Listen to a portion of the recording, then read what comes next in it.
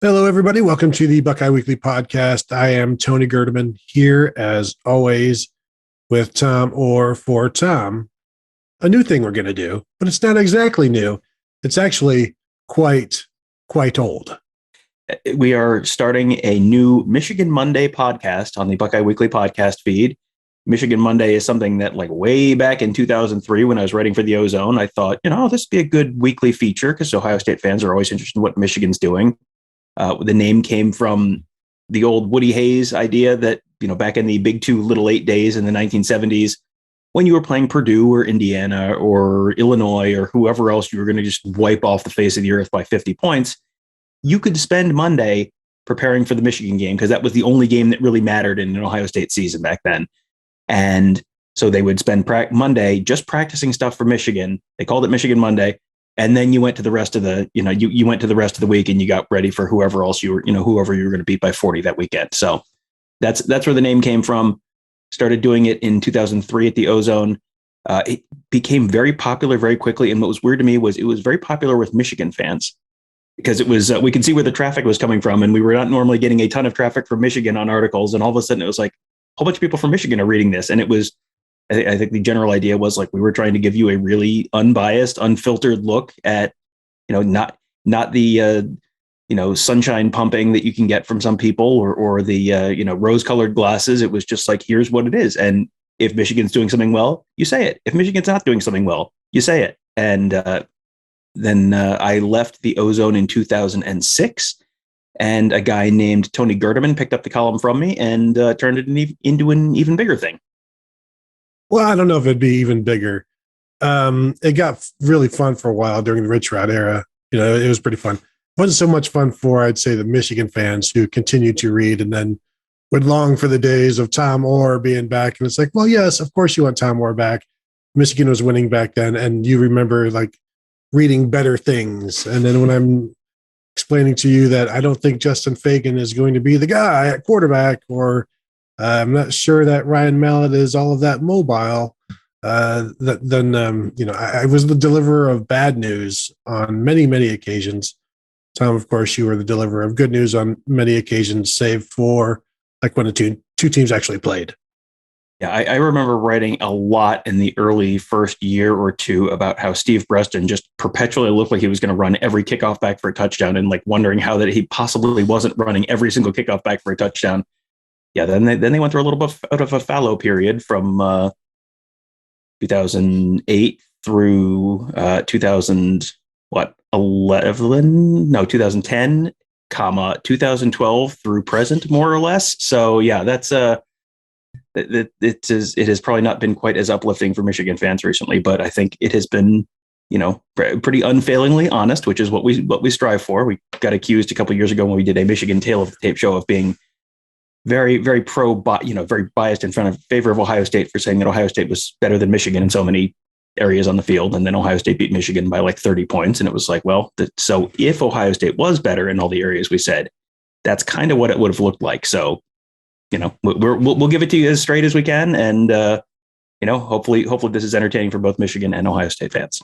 Yeah. And really, this is, I'd say, a labor of love in terms of this. Ohio State versus Michigan is my favorite thing about sports. So they're both entities I follow. And honestly, when we travel or whenever we don't, I'm watching more Michigan on Sunday than I have the NFL. It takes up a lot of time to watch it. And I just personally want to thank the people who put it on YouTube, the Michigan games on YouTube. I personally want to admonish YouTube for then removing those games, because it's so much easier just to be able to click the back button or the arrow button and move ahead. And one of the ways that I have been able to distinguish, or you can distinguish between Ohio State and Michigan's just offensive styles, if you use like the J and the L keys when you're watching YouTube, you can skip ahead 10 seconds.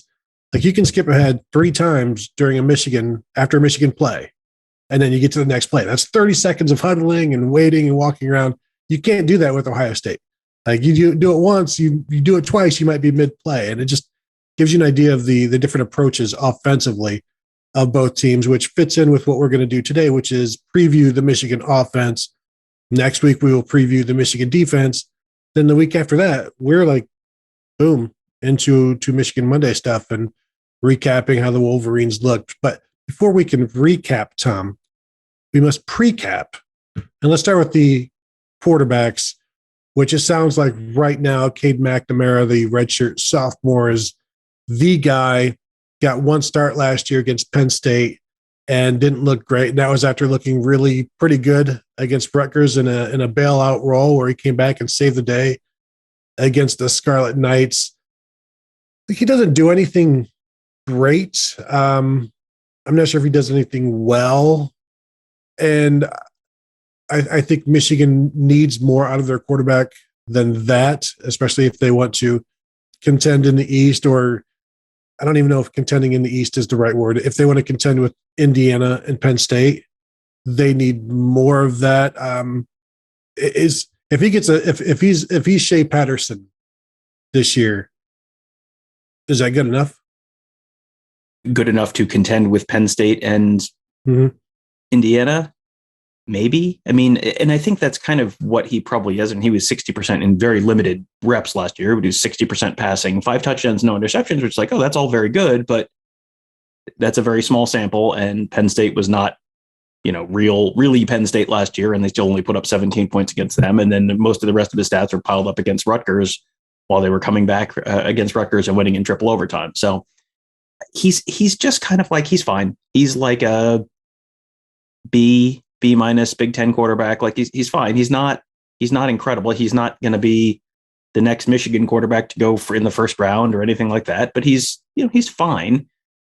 It's just, this is just one of those areas where, and there's a few we're going to hit on as we go around the field, both this week and next, where you go back the last 5-10 years, one of the most glaring gaps between Ohio State and Michigan has been at the quarterback position. And, who's the worst player or, the least athletically gifted player to play quarterback for Ohio State in the last 5-10 years. I mean, JT Barrett, maybe. I mean, because he didn't have an incredible arm. He didn't have, incredible speed. He was good all around, a good B plus kind of player. And he ended up having a good enough supporting cast around him to win some Big Ten Player of the Year kind of awards. But, he wasn't incredibly gifted.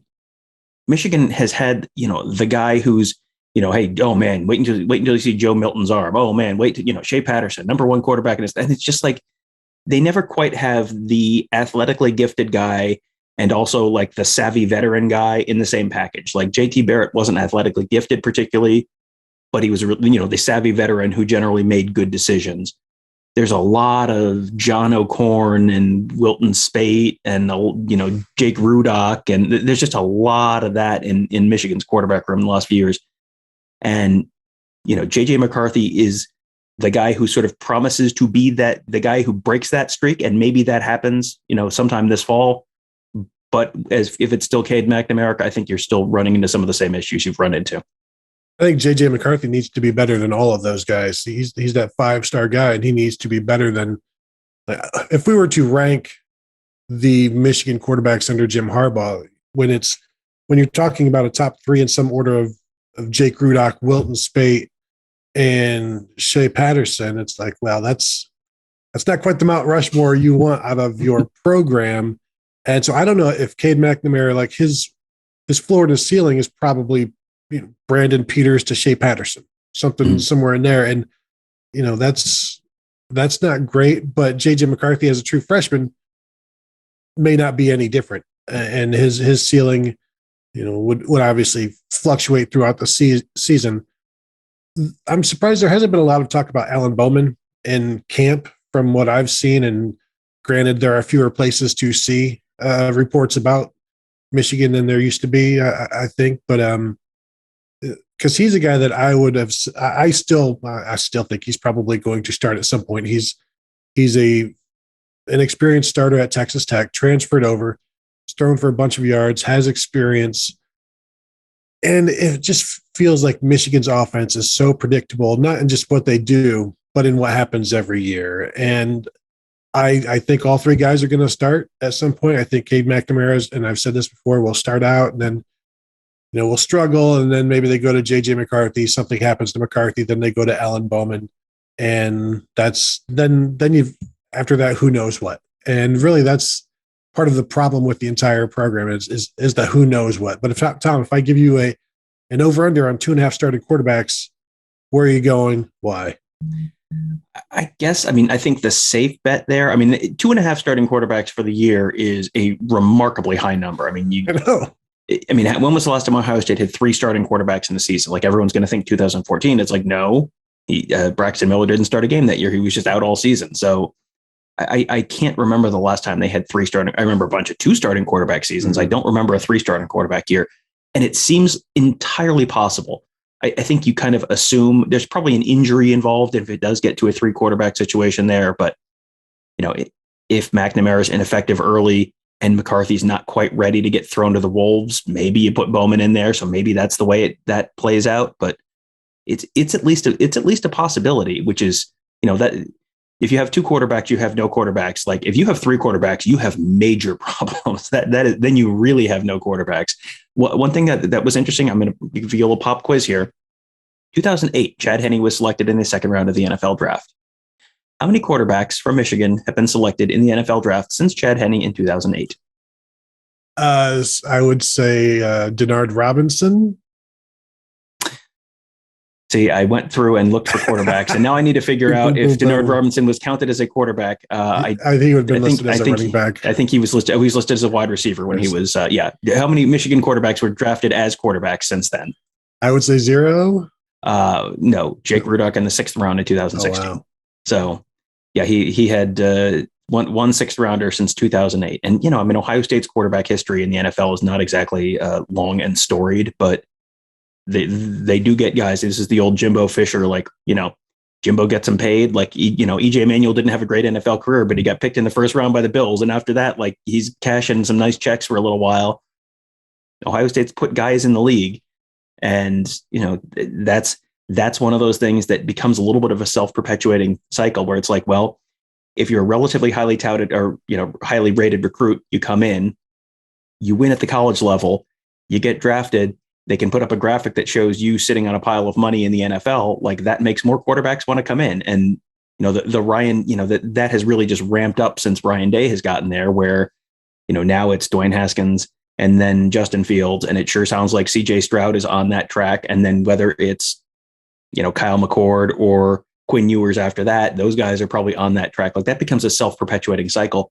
Michigan has they've just been kind of stuck in limbo. And I mean, we'll let you share your, long-held theory about Jim Harbaugh and quarterback proximity and the negative impact that has on their talent development. But that has just been hard for Michigan. And now, is JJ McCarthy the guy who breaks that streak? Like, maybe he's someone who Ohio State was looking at very seriously. That was this was not the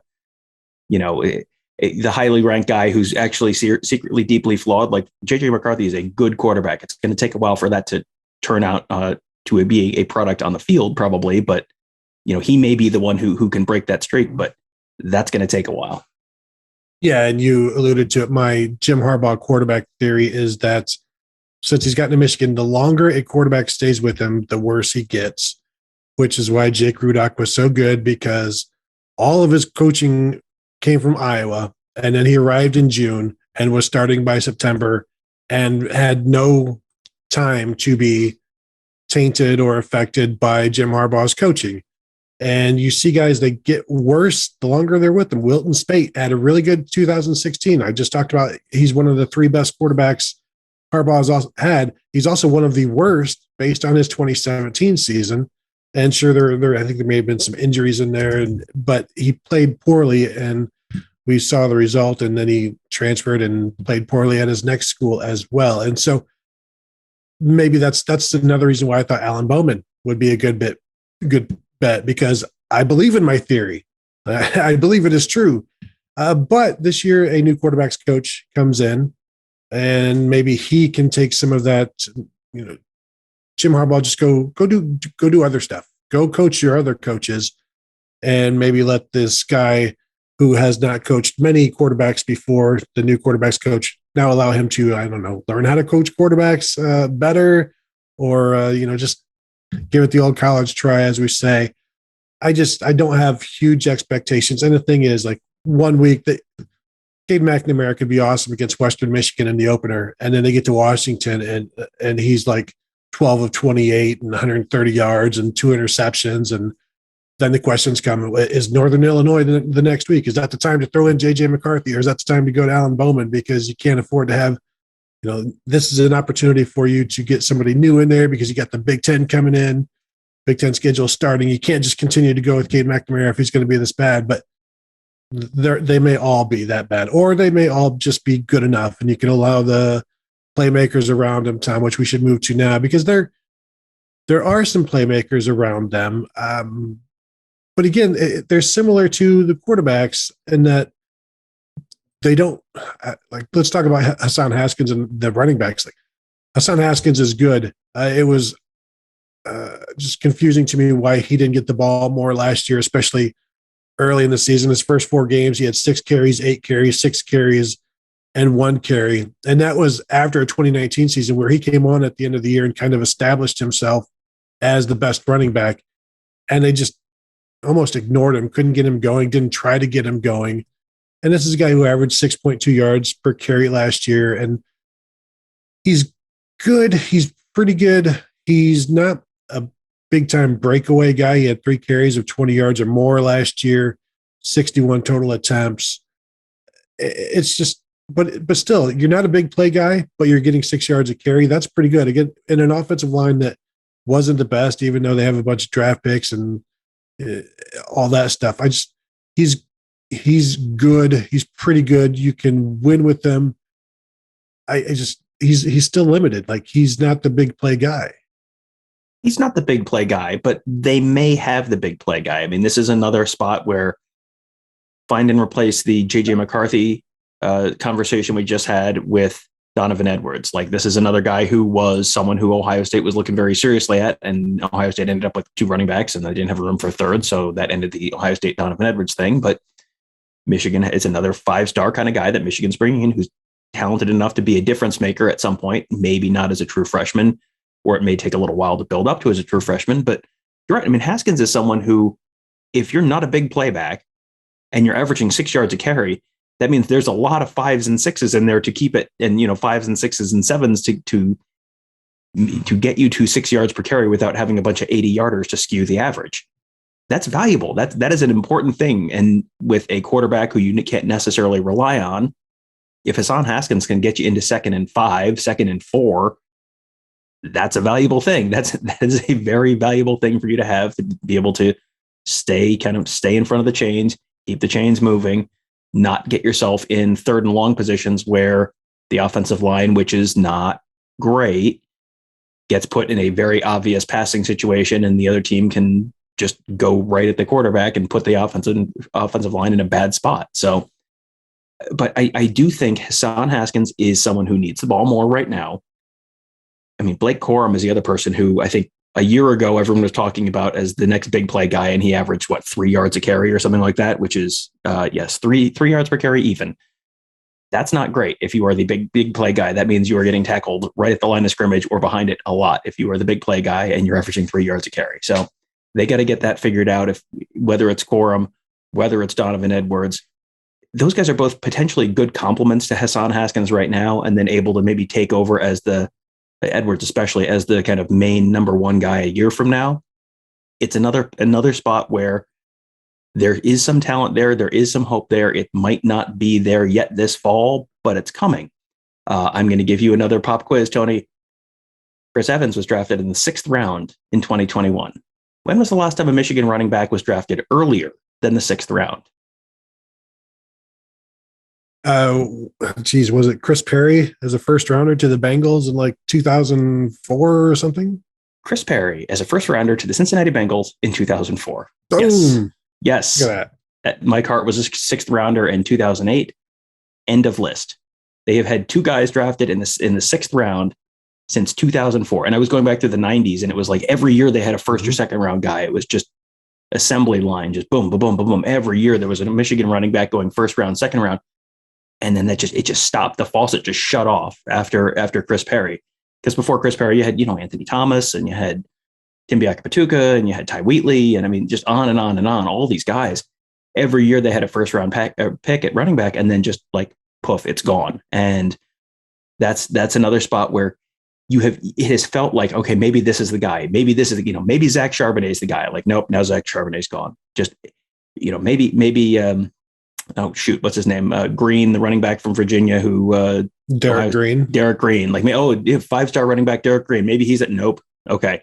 Oh, Kareem Walker, five-star running back, New Jersey. Oh, he's nope, gone. Like it just keeps not happening. And at some point, it has to happen, sort of by, just at some point, like the odds have to swing in their favor. One of these things has to hit at some point, but the failing to develop NFL players is one of the things that's really hurting them on the recruiting trail. I know Michigan fans love to say, well, it's because everyone else is cheating. It's like, well, also you're kind of Texas with bad weather, where it's like, oh, even when you get good players, they don't turn into anything. So why would good players come to play for you?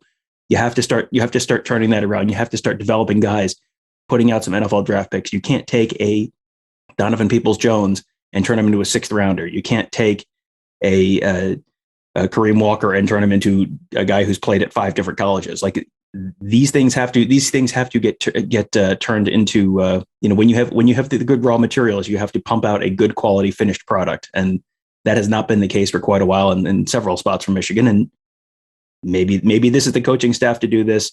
With a lot of the new assistants, maybe these are the guys who can kind of break that cycle, but it has to happen at some point, or you're just stuck on the same treadmill. I will say the raw materials of Derek Green and Kareem Walker were greatly over exaggerated, and they didn't have obviously the internal desire, I guess, to get it all done as well, and that's unfortunate. Mike Hart is now the running backs coach at Michigan. He himself called Blake Corum undersized. When Mike Hart is calling you undersized, that's something. And I'm with you on Corum. I think he broke 0 tackles last year and was brought down pretty easily. That needs to change. I think he has potential, but we still need to see it. And how do they use him with Hassan Haskins? I feel like Donovan Edwards is the combination of both of those guys. It just may take him a while, or it may not. But Haskins has to be the guy. 15 to 25 carries. Rely on him. Let the quarterbacks get comfortable. Let the offensive line be aggressive, and then take some shots down the field with some play actions. Because, so let's talk about the receivers here. I'm going to say this for every single group. There's some good stuff there, but there's some lacking. Is there any greatness? You don't see it. Ronnie Bell is a good receiver, probably better when he was in the slot, and he wouldn't have to deal with man coverage corners all the time. I was impressed with Cornelius Johnson last year. He came on. I think he's going to be okay as their X guy. He's 6'3" and is, I think, only going to get better and can bail a quarterback out. I mean, let's not forget that Michigan, for a long time, for a period of years, the 50-50 balls, they lived on those. Will they get back to that? Do they have a receiver who can do that? Maybe he is. I don't know if Ronnie Bell is. Dalen Baldwin, the transfer from Jacksonville State, one of those two, Jackson State, who Ohio State also apparently offered. I think he has looked okay. So you've got 3 guys right there that may, all 3 guys as outside guys in this offense. The slot guys, AJ Henning and Mike Sainer, still are kind of similar jitterbug types. Roman Wilson is a really, really fast dude, but another guy who isn't going to break any tackles, nor should he. He's a receiver, but they're still learning how to use him, I think. So there's potential there. You need the quarterback that can get it to them. I wonder if Dalen Baldwin really comes on, if they keep him and Cornelius Johnson outside, maybe move Ronnie Bell back into the slot where when he's going against linebackers and safeties, like he's a bad matchup for defenses. And so I think there's some pieces and some parts that would work together. You just have to put them in the best spots to succeed, which hasn't always been something Michigan does well. Well, and they have an issue where, you look at how Ohio State moves their wide receivers around, where Garrett Wilson starts outside and then he moves inside and then he moves back outside. And it's just like, he'll succeed wherever you put him. It's just a matter of where does he fit best with this particular unit. And, they're so deep. They've got, this year they very easily have 6 deep that they would feel extremely good with about, the second team wide receivers at Ohio State might be the first or second best wide receiver unit in the Big Ten, even with just the second teamers out there. Michigan doesn't have that. They have pieces. This is kind of the theme of the thing. They've got the pieces. They have individual pieces that are like, oh, that's not bad, but the depth isn't there. And that's going to be a recurring theme. That has been a recurring theme for a number of years as we've talked about Michigan. It's going to be a recurring theme as we talk about Michigan this year as well. Cornelius Johnson is 6'3". I think this year, maybe last year too, he was the only guy taller than 6 feet in the wide receiver room. I mean, that's you need some bigger guys. You can't do, this is not exactly the Rich Rod, everyone's a slot, recruit all the 5'9" guys who are, the 5'9" speedy guys from Florida. But they don't have a ton of really big guys either. So Cornelius Johnson fits that role. He was impressive last year. Ronnie Bell, I think Ronnie Bell is a really underappreciated player, because I think all anyone remembers about Ronnie Bell is he dropped that touchdown pass against Penn State. Like, well, yes, but he's also done a bunch of really good stuff. He had 400 yards in 6 games last year. That's pretty good for a team that wasn't exactly lighting it up offensively. They're good. I am very interested to see Dalen Baldwin and what he is, because that's one where if you have the Brian Hartline stamp of approval, okay, that tells me something. That tells me there's some real talent there. AJ Henning is another one who, I think a year ago, we probably would have talked about AJ Henning the way we're talking about Donovan Edwards and JJ McCarthy. I think he caught 1 pass for 10 yards or something like that last year. It was like or 2 passes for 15 yards, something along those lines. Can he put it together? Because he's another guy who was like a top 100 kind of recruit, someone Brian Hartline was looking at very seriously with Ohio State. There are individual pieces here.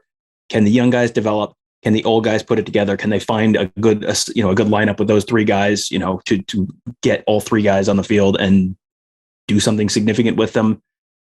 And can the quarterbacks get them the ball? And can the line hold up? I mean, there's a lot of moving parts here, a lot of different things that could go wrong, that could screw this up. But there are some pieces there. Every position group we're talking about here just feels like, yeah, if this doesn't go well, they're going to go 6-6. But if everything really falls into place, they could go 9-3 and be like second place in the Big Ten East, and that would be a pretty good year. But how much, is everything going to go right? Like, it hasn't. That has traditionally not been how it has worked out under Jim Harbaugh. No, and what happens if 2 of the position groups go really right and 2 of them or 3 of them go really wrong, and it just depends on which groups those are. Like if your wide receivers and tight ends have excellent seasons, but the quarterbacks don't. I don't know if that's possible to have the difference there, but a lot of halfback passes. Yes. Well, Hassan Haskins has played that wildcat position. He has thrown the ball. We'll see if he can do it even more. Maybe his, although he's been with Michigan too long now, so we know his quarterback abilities have declined under Jim Harbaugh.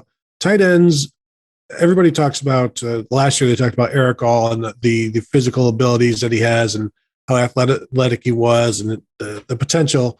But then when you watch him, he dropped several passes and just was really inconsistent. They've got other guys in there. It's Michigan. There's always tight ends. I wonder. We see Ohio State slot receivers running open all over the field when we're watching practice or during games, like they're running open over the middle.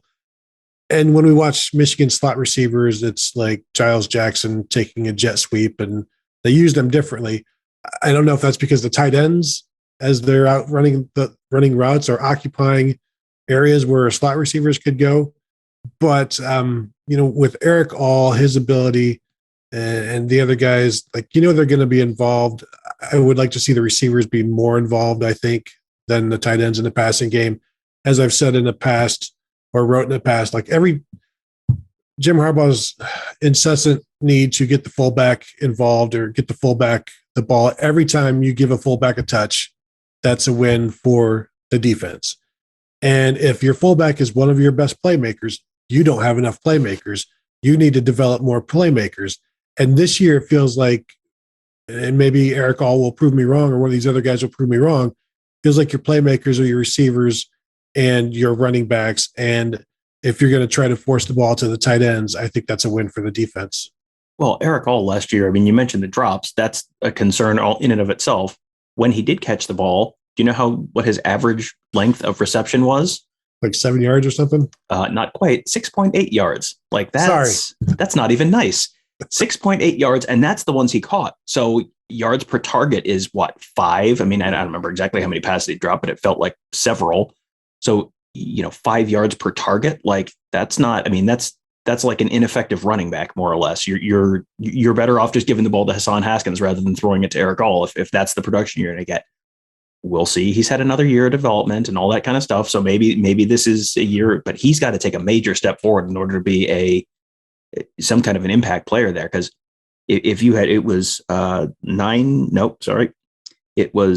catches for 82 yards. Like that's a bunch of catches. That was third on the team in receptions, and 1, 2, 3, 4, 5, 6, 7th.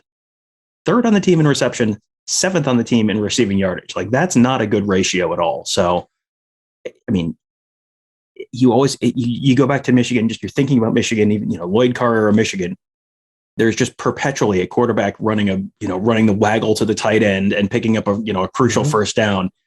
But the game of football has changed since then. And, Jeremy Ruckert, I don't have Jeremy Ruckert's stats from last year in front of me, but Jeremy Ruckert, I'm quite certain averaged more than 6.8 yards per carry or per catch last year. 11.6.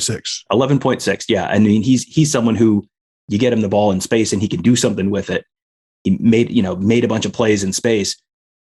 That's not what Eric All has been for Michigan so far. So yeah, they need someone, and I don't know that they have a tight end on that roster that I look at and go, this is the next guy who's going to be the next Jake Butt, the next big Michigan tight end. Like I don't know that I see that on this roster.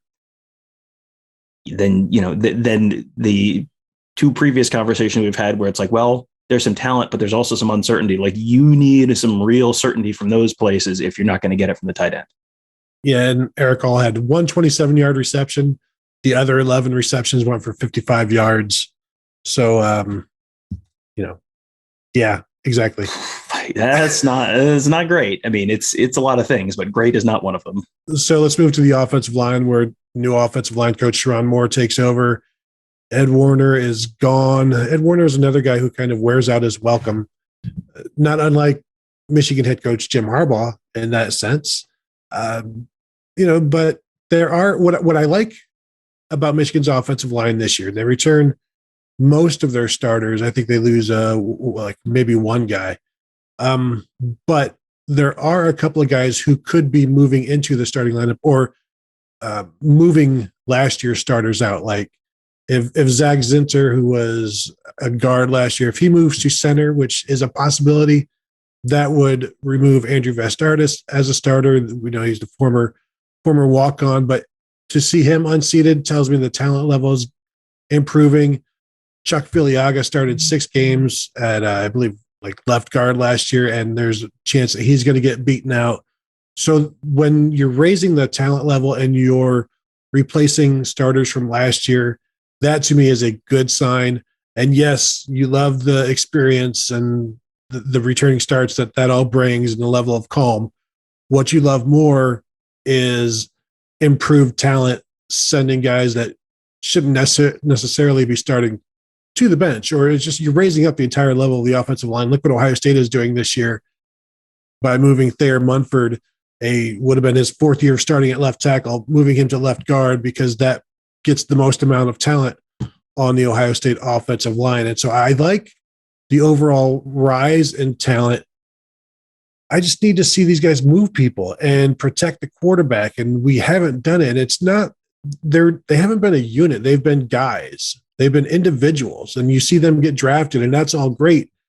But why aren't you able to rush for 220 yards a game? Like Michigan, the running game over the last few years, I could look at my Phil Steele here, and they don't scare you running the ball. They're not a productive running team. They're not a productive passing team. And I don't know why, if you have guys who are good on the offensive line, these guys need to become collective. They need to become one. And if they can do that, then that's going to make everything else better. Yeah, and they have had talent on the offensive line. I mean, I gave you all these grim draft stats about them at quarterback and running back. offensive line hasn't been issued. You had Jalen Mayfield as a 4th round pick this year. The year before that, 2020, Cesar Ruiz, 1st round pick. Ben Bredesen, 4th round pick. Mike Nwayu, 6th round pick. John Runyon, 6th round pick. 80% of your offensive line got drafted, and the next year the other guy got drafted. I mean, that's great. That's incredible. That is good development. You're putting guys in the NFL. You can make the nice recruiting graphics and get more offensive linemen. Yes, but what did that get you? Like, what did the Michigan team blowing people off the ball in 2019 and dominating on the ground and giving their quarterback all sorts of time? Like, no, it never quite clicked. And I mean, Ed Warner was, I think you go back to when Ed Warner left Ohio State and got hired by Minnesota and then went over to Michigan. The consensus, if you talk to anyone who had been around the Ohio State program during that time, was Ed Warner is a fantastic coach. Don't let him call plays, but he is a fantastic coach. You get great results.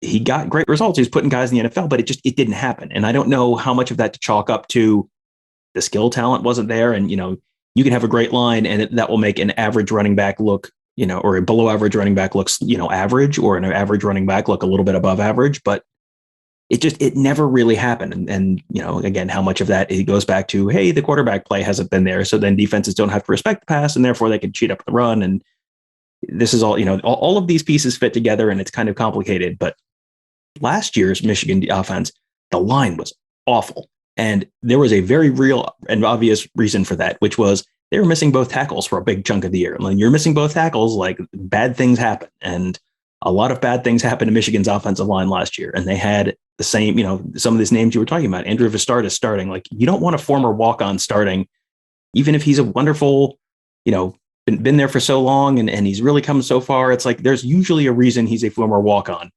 Ohio State has had a few over the years. Mike Stafford was a starter on the national championship team in 2002, was a walk-on. Like, it can happen. It's generally not a great sign if you don't have someone better. I was going through a depth chart that, one of the Michigan sites had put out earlier this month. And there's another one of those like, that's not great. It's like Zach Center, starter at center and backup at right guard. Like, that tells me there are depth issues there. That's got to be a little bit of a concern too. So yes, they should be better, assuming that you have 2 healthy tackles and you're not swapping guys in and out constantly. That's a big part of the issue from last year. But this is not going to be a dominant Michigan offensive line. If this is just an okay Michigan offensive line, maybe that's again good enough. We're having the 6-6 or 9-3 conversation again. Yeah, and I don't know if maybe the Michigan coaches themselves now know who their offensive line is going to be, but you read what people are writing, and it's like, well, Andrew Stuber could be at right guard or it could be at right tackle, and it's like, well, that's like we're getting down to it, and again, Michigan's coaches aren't, and Jim Harbaugh isn't all that effusive or isn't that all that open with what's going on. And so maybe they have all of that settled, but there are a lot of guys, well, say a lot, like 7 guys that could be starting and they don't know exactly where yet. So, but you're right. The depth isn't there. Ohio State could bring out 2 offensive lines. I think if Michigan did that, it's going to be some true freshmen, some walk-ons, some guys that shouldn't necessarily be on the field. But, technically all you need is like 7 or 8 guys. You need a backup tackle. You need a backup guard. You need a backup center. Now, when one of your starters is also one of those backups, now you've run into some math problems. But as we know, as the Harvard of the West, Michigan will figure it out. I mean, but the running game in Jim Harbaugh's 6 years, Michigan has never averaged over 5 yards a carry. They've only averaged 200 yards rushing in 2 seasons. You look at that same time frame, Ohio State has only been under 5 yards a carry once, and that was 2018 when Dwayne Haskins was the quarterback. Ohio State has been over, they were 6 yards a carry last year, and that's just air that Michigan hasn't been able to get into. And there's, if Hassan Haskins can average 6 yards a carry with last year's line, if he can be the bulk of the ball carrying this year and average over 6 yards per carry, Michigan could be in that 5 yard per carry range, and they could finally get in there. And if you're averaging 5 yards a carry, you're moving the ball. Now, if there's no respect for the quarterbacks in the passing game, then that yard per carry average is going to come down. So much of the tone is going to be set by this offensive line. We'll see how it goes. Tom, any last thoughts on the Michigan offense before we get out of here? I feel like we should do Michigan's kicker with Michigan's offense and do Michigan's punter with Michigan's defense. So let's. Jake Moody is the kicker. They lost Quinn Nordin after last season. Neither Nordin nor Moody were particularly good last year. Moody was 1 of 4 on field goals. That's not really ideal. He missed two inside 30 yards, or inside 39 yards. 0 for 2. Like, that's not great. So that's a spot where Ohio State is also kind of has some question marks right now, where they have, Ohio State has Jake Seibert, and then they brought in Noah Ruggles to compete for that job because Jake Seibert missed a couple field goals in the spring game. And it's like, that's not really settled either. Ohio State feels like, there are enough answers on Ohio State's offense that they can just, okay, we're going to score touchdowns instead. There's enough questions on Michigan's offense that it's like, if you can't score touchdowns, then what? That if there's some questions on the offensive line, if there's some questions about the quarterback play, if there's some questions about the depth of the wide receiver unit, and it's 4th and 6 at the 27-yard line, what are you doing? Like, the math says you should probably go, and if your kicker's shaky, you probably go. But do you have the horses to get across that nice yellow line on the TV screen? That's going to be a challenge. And Michigan's probably playing more close games than Ohio State is this year. So it comes down to a kick. How confident are they in Jake Moody if the game is on the line? They're down 2 points again at Michigan State. How confident are they with Jake Moody lining up for a 47-yard field goal to win the game? That's when you don't have a huge margin, a huge talent advantage over the team you're playing most weeks. You got a pretty small margin for error, and that means more games are coming down to kick. So that, I think that has to be at least a concern for Michigan. We have obviously we have not been in Michigan's practices at all, so we don't know. Jake Moody may be completely nailing everything this fall, and that was, like the Mike Nugent freshman year in 2001, where all of a sudden came back in 2002 and was a world destroyer. But that's a little bit of an outlier in terms of college kickers. So that has to be, I think, at least a little bit of a concern for Michigan as well. Well, and Moody, the first couple of years, he was like 16 for 20 on field goals, but then last year 1 for 4. And nowhere else other than kickers can you wipe out any goodwill from previous seasons by having one bad season. And then it's like, now we can't, can we even trust you? Like, you used to be good, but now, and 1 for 4 in a pandemic year, I mean, how much to make of that? I think, and we know Jim Harbaugh loves his field goals, I think a little nervousness about his kicker might not be a bad thing. That would make him more aggressive over the first 3 quarters, which they need. They need this offense to be more aggressive. And in that situation you laid out, go for it in those first 3 quarters. You can kick in the 4th quarter when you absolutely need that field goal. But if you don't need a field goal in those first 3 quarters, keep the offense on the field and go for a touchdown, because chances are he's going to miss the field goal, and you may end up getting that first down and then getting a better shot at a field goal. So go for it so you can get an easier kick. Well, and if you're going into the game with the idea that if we're outside the 20-yard line, we're going to be more aggressive going for it on 4th down, that going into first down. So first, you're maybe calling plays, a 2nd and 7. You might be more willing to run the ball and try and shorten it for 3rd down, knowing that you then have 2 more opportunities to do something with it. This is not a one-play decision. If you go into the game knowing this strategically, that you don't want to kick, you can change the way you call plays on the first 3 downs as well, which then sets you up for easier 4th downs. So yes, anyone who has listened to me or followed me on Twitter at any point knows I am always in favor of not kicking. Stop doing that. It is a bad play generally. Stop punting in plus territory. Stop it. But yeah, if that's a decision that they make, that could actually be beneficial for them. All right. I think that will wrap up today's episode. Next week, we will cover the defense and the punting. Not that Michigan will be doing much punting next year, in my opinion, because this offense is going to score at least 28 points a game, Tom. I'm going to throw it out there. At least 4 touchdowns per game, or 2 touchdowns and 5 field goals. Are they going to miss a PAT? Is that how they get to 20? Yes, okay. Exactly. Okay. Precisely. And that is the Jim Harbaugh storyline. you miss an extra point, but gosh darn it, we're kicking 5 field goals. You got to build that confidence back up in that kicker. And if that means kicking a field goal on first down, you do it because you might need that guy in the fourth quarter. You want to have him prepared mentally. So we will talk about defense next week. A reminder to check out BuckeyeScoop.com. That's where you will find Michigan Monday every Monday after the Michigan game. I don't believe I will be doing a Michigan Monday after a bye week. That's just a lot of work. All right. And granted, it is easier to watch Michigan when they don't play. It's quicker, but there's nothing else. There's nothing really to write about. Though sometimes if it's in the middle of the season, I'll do some sort of a halfway point type of thing. And gosh, that's exactly where their bye week ends this year because it's a perfect midway point after 6 games. It's a bye week. So, okay, all right. We'll do a Michigan Monday after that week as well. So I want to thank you guys for listening and watching, and we will talk to you all later.